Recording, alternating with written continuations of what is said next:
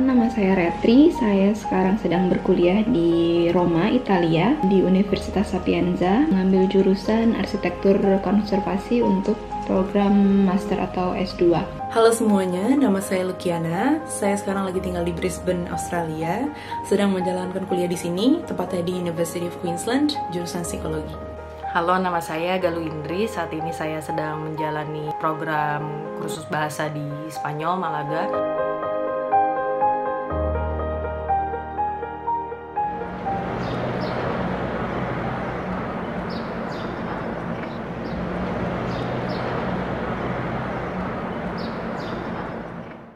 Kondisi sekarang saya secara pribadi alhamdulillah masih sehat, dan teman-teman mahasiswa lain yang ada di Roma juga masih sehat. Untuk situasi sekarang kita sedang ada di lockdown atau situasi di mana kita tidak bisa leluasa untuk keluar dari rumah.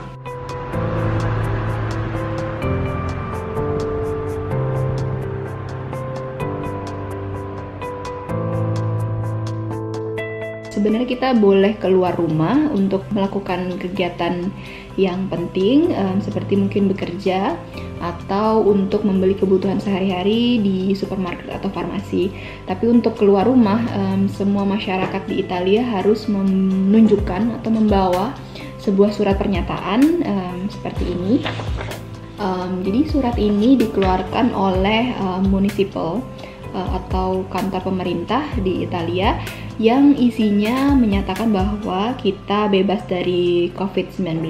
Di surat pernyataan ini juga disebutkan bahwa apabila kita melanggar dari keputusan atau aturan pemerintah, kita akan didenda sebanyak 250 euro.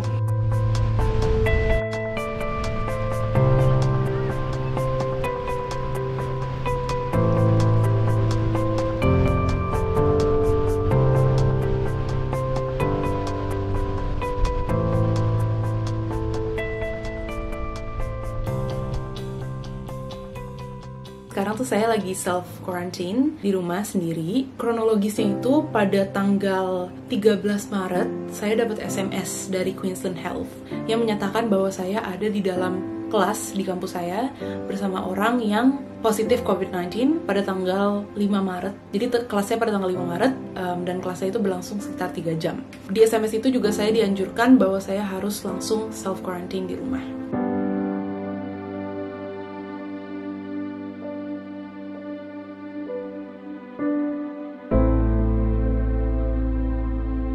Jadi karena saya ada 2 kontak dengan 2 kasus yang berbeda, masa karantina saya lebih panjang dan sampai saat ini pun saya belum keluar kamar sama sekali. Jadi di apartemen saya itu diwajibkan untuk melapor diri bagi orang yang emang harus untuk self-quarantine dari Queensland Health, dan mereka buat peraturan bahwa kita emang bener-bener nggak boleh keluar kamar sama sekali. Lalu karena kami jauh dari rumah ya, dari Indonesia, sebenarnya secara mental juga emang sulit sekali karena kami tidak dapat dukungan langsung dari orang tua, teman, atau keluarga terdekat. Tapi ya sejauh yang saya tahu, saya dan teman-teman saya yang emang diwajibkan untuk karantina dari pemerintah, kami semua sampai detik ini sehat.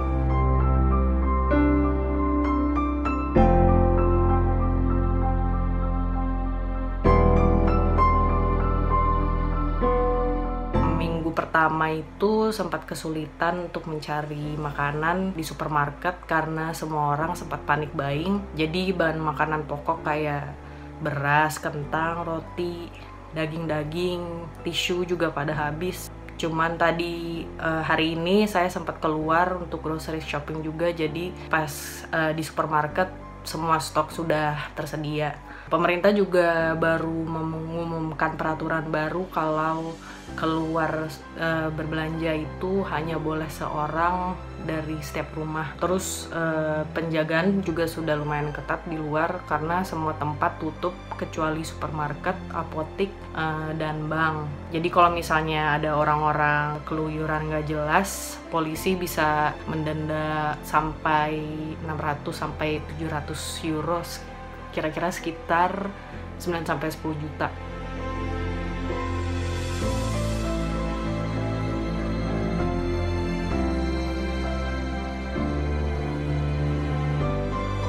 Untuk perkuliahan sendiri di universitas saya dan di program saya masih berjalan dan dilakukan secara e-learning atau secara online. Jadi semua materi dan semua pengajar melalui online platform melakukan kegiatan perkuliahan seperti biasa sih. Kalau dari perkuliahan sendiri mungkin kalau boleh jujur agak kesulitan karena saya mengambil program arsitektur di mana program itu lebih praktikal, sedangkan sekarang kan kondisinya kita tidak bisa berkuliah di ruang kelas seperti biasa, jadi semua kegiatan harus dilakukan secara mandiri di rumah dan studi literatur secara online. Untuk kelas bahasa saya masih tetap berjalan karena semuanya serba online ya sekarang, jadi guru-gurunya juga tetap memberikan PR secara online dan kita memang diberikan PR dan bisa diskusi lewat kelas-kelas online. Jadi ya sebenarnya karena kita nggak boleh keluar kamar, nggak ada human contact sama sekali, ya pasti bosen ya. Tapi sebisa mungkin ya cari aktivitas untuk ngisi kebosanan itu sih. Ya saya nggak bisa ke kampus, nggak bisa ke kelas, nggak bisa mengakses fasilitas yang diberi oleh kampus kayak study space atau library dan fasilitas-fasilitas lainnya. Belajar juga sekarang harus online. Terus yang biasanya saya harus ke gym untuk olahraga, sekarang saya hanya bisa olahraga di rumah saja. Sebenarnya tantangan yang paling berat itu adalah untuk beli bahan-bahan makanan ya. Gimana cara mengatasinya adalah saya minta bantuan teman-teman saya yang tidak diwajibkan untuk self quarantine untuk beli bahan-bahan makanan yang saya butuhi dan minta staff dari apartemen saya untuk naruh barang-barangnya di depan kamar saya.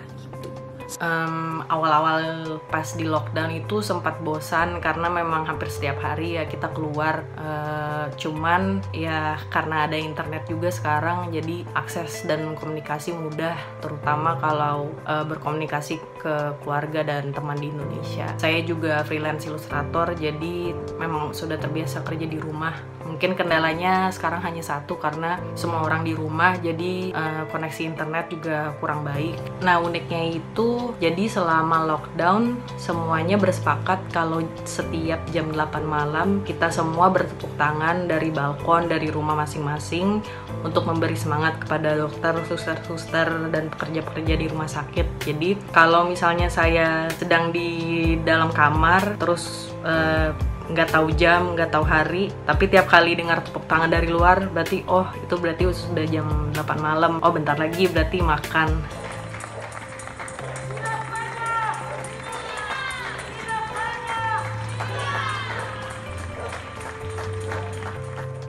Kalau di Roma dan di Italia sendiri, pemerintah memberikan satu program di platform online di mana kita bisa visit atau explore inside ke dalam museum atau tempat-tempat wisata di Italia secara online atau secara online tour guide, di mana kita bisa lihat semua tempat-tempat itu secara online dengan 360 kamera. Itu juga bisa jadi salah satu alternatif kegiatan yang bisa kita lakukan untuk mengisi waktu dan menghilangkan kebosanan selama masa lockdown. Nah, jadi self-quarantine saya itu akan berakhir pada tanggal 26 Maret dan bisa melanjutkan aktivitas seperti biasa tanggal 27 Maret. Jadi ya rencananya saya akan tetap mempraktekkan social distancing yang disarankan juga dari pemerintah sekali. Peran kita sebenarnya simple ya, stay at home, di rumah aja. Dibandingkan dengan dokter, suster, dan pekerja medis lainnya yang harus ada di frontline untuk membantu orang-orang dalam situasi sekarang ini. Memang susah, tapi dengan kita sama-sama menjalani peran ini, kita bisa mengurangi penularan COVID-19, kapasitas healthcare untuk merawat orang sakit menjadi lebih merata, dan eventually akan mempengaruhi aspek-aspek lainnya. Yang masih keluar di stop dulu, diam di rumah dulu, karena social distancing itu penting untuk membantu memberhentikan penyebaran virus ini. Seperti di Spanyol juga, salah satu alasan lockdown itu karena populasi orang tuanya lebih besar daripada umur-umur lainnya, jadi memang lebih rentan daripada umur lainnya. Jangan lupa cuci tangan, selalu cuci tangan, jaga kesehatan tubuh, dan jangan lupa banyak minum air putih.